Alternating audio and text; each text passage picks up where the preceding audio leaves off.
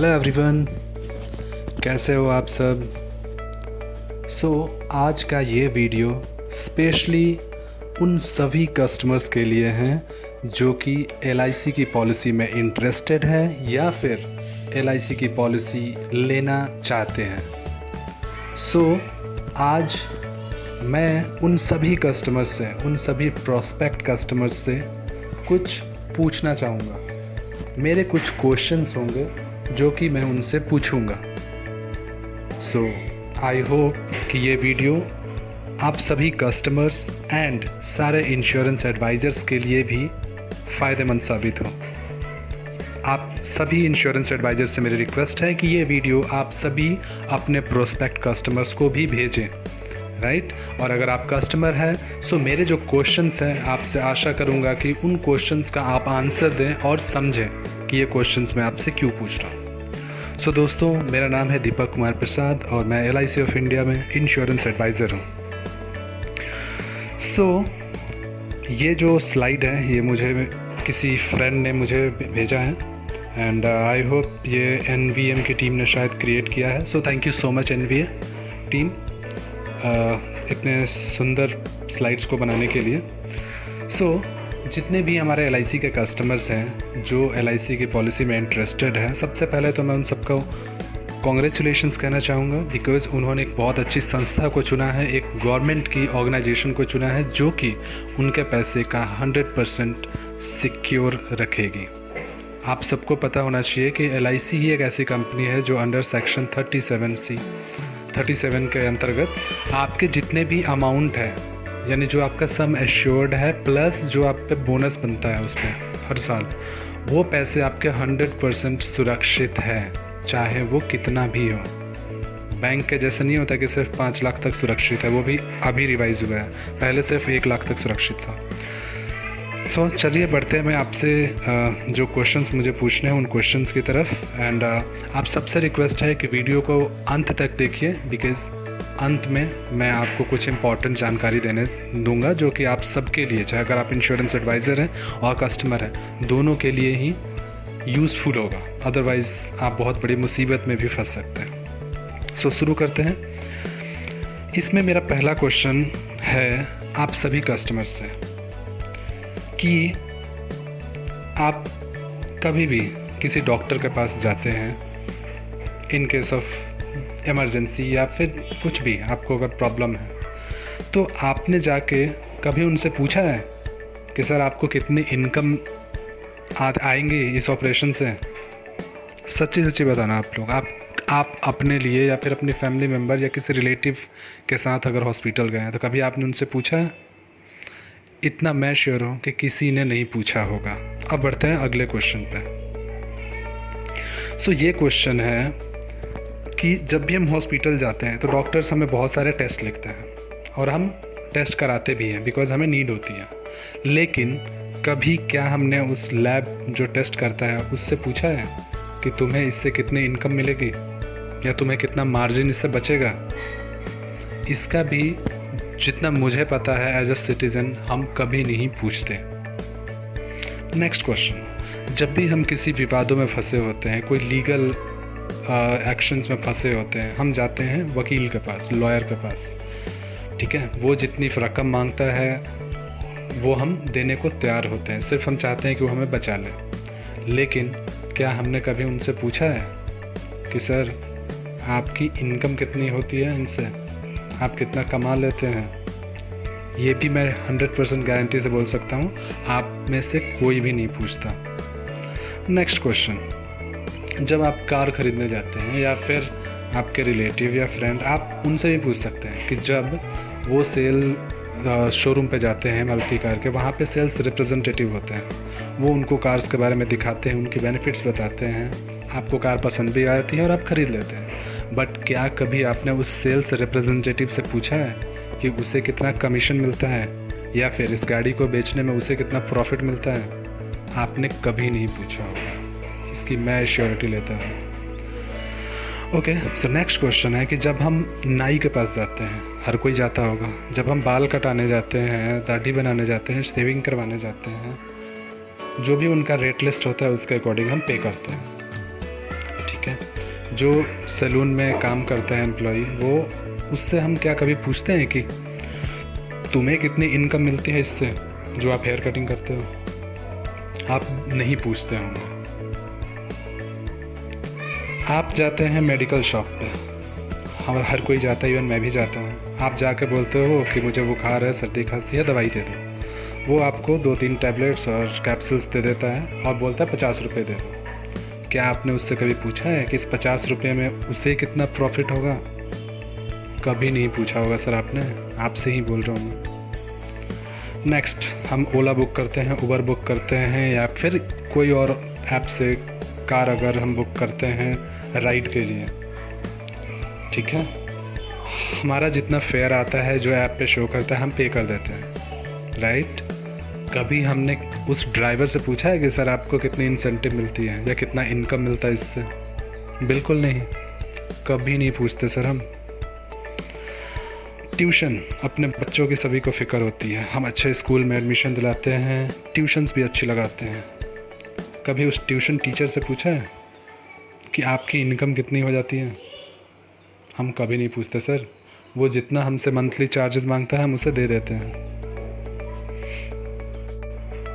Next, आपकी बिटिया की शादी होती है या आपकी बहन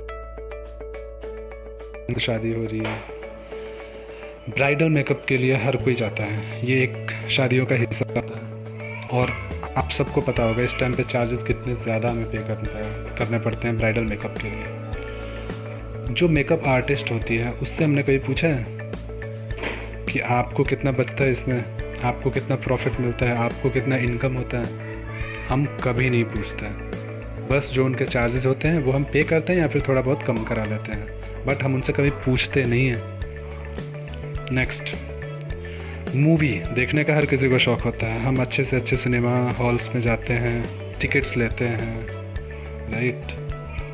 जो टिकट काउंटर पे बैठा होता है उससे क्या हमने कभी पूछा है कि भाई तुम्हारी इनकम कितनी होती है इससे, तुम्हें क्या बचता है? नहीं, बस नहीं पूछते हम, कोई भी नहीं पूछता।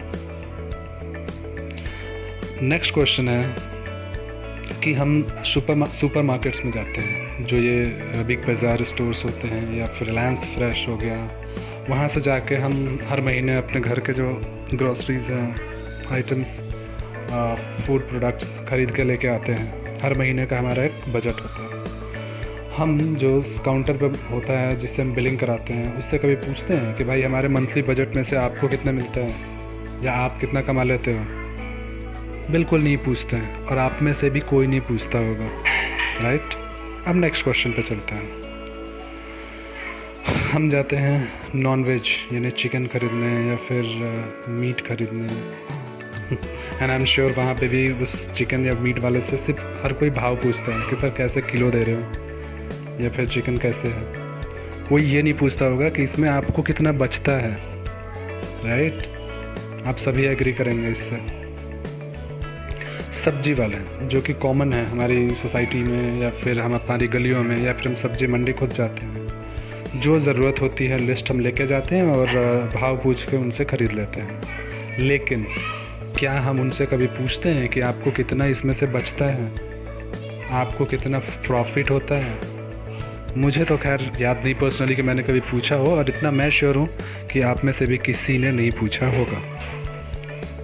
नेक्स्ट, पंडित जी सबसे ज़रूरी हिस्सा होते हैं शादी के लिए। बिना पंडित के शादी होती ही नहीं है। हम हर शादी में पंडित या फिर कथा पूजा में पंडित को बुलाते हैं। कभी आपने पंडित जी से पूछा है कि सर आपको कितनी प्रॉफिट हो जाती है, कितना इनकम कर पाते हो आप? हम कभी नहीं पूछते।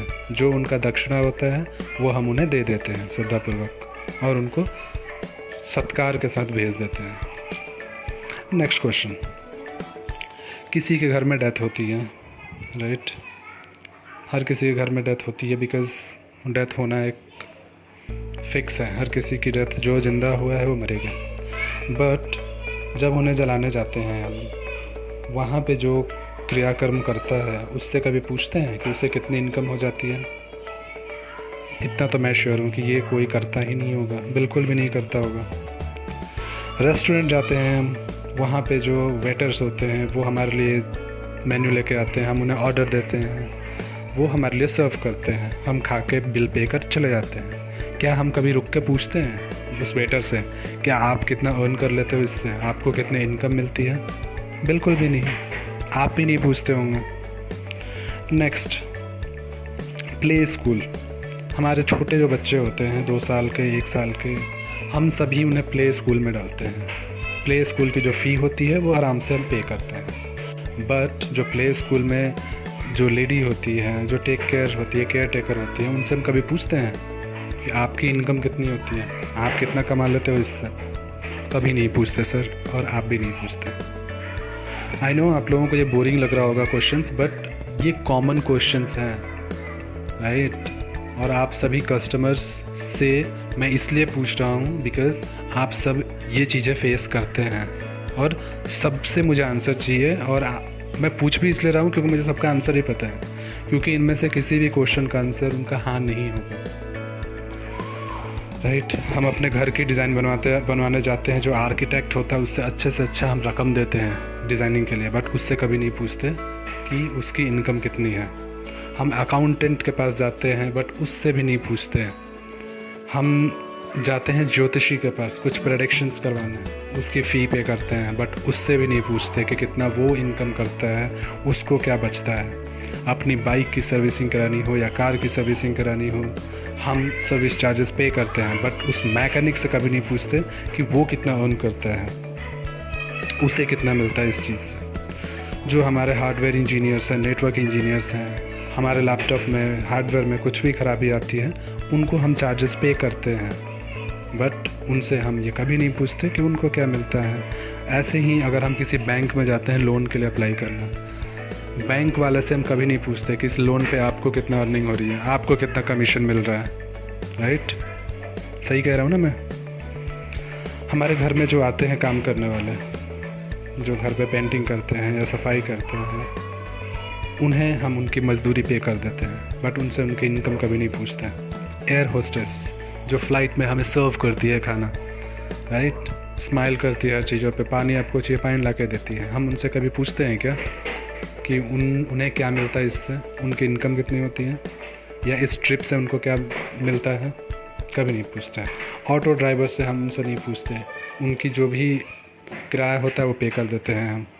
ऐसे ही हमारा जो डिश एंटीना ठीक करने आता है, या फिर जो हमारा फ़ोन रिचार्ज करता है, या फिर हमारा जो नेटवर्क प्रोवाइडर है, जो हमारे घर में काम करने वाली बाई है जो रोज़ आके काम करती है, हमारे जो सर्विस प्रोवाइडर हैं जैसे एयरटेल, जियो, वोडाफोन, इन सब में से किसी से हम नहीं पूछते सर कि आपको कितना मिलता है, आपकी इनकम कितनी होती है। सो अब मेरा नेक्स्ट क्वेश्चन है, अगर हम इन लोगों से नहीं पूछते जो मैंने इतने सारे एग्जांपल्स दिए हैं, देन हम एक इंश्योरेंस एडवाइज़र, एक LIC एजेंट से क्यों पूछते हैं कि आप मुझे कितना दोगे, या आपको कितना मिलता है, आप कितना रिबेट दे सकते हो, आप कितना डिस्काउंट दोगे?